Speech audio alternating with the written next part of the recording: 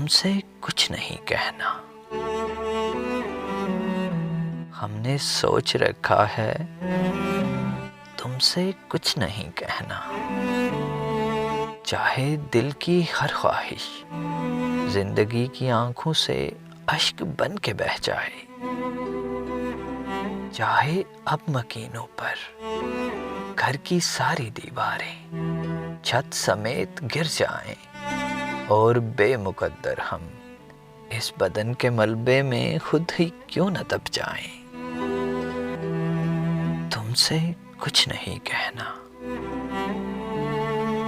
कैसी नींद थी अपनी, कैसे ख्वाब थे अपने, और अब गुलाबों पर नींद वाली आंखों पर नर्म खू से ख्वाबों पर क्यों असाब टूटे हैं। तुमसे कुछ नहीं कहना। गिर गए हैं रातों में बेलबास बातों में।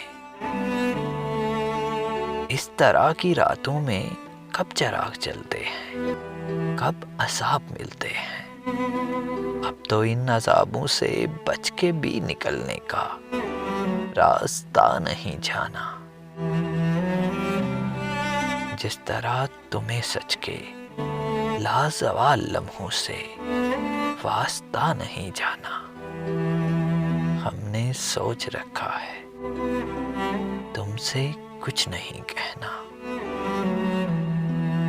हमने सोच रखा है चाहे दिल की हर ख्वाहिश जिंदगी की आंखों से अश्क बन के बह जाए, तुमसे कुछ नहीं कहना। हमने सोच रखा है तुमसे कुछ नहीं कहना।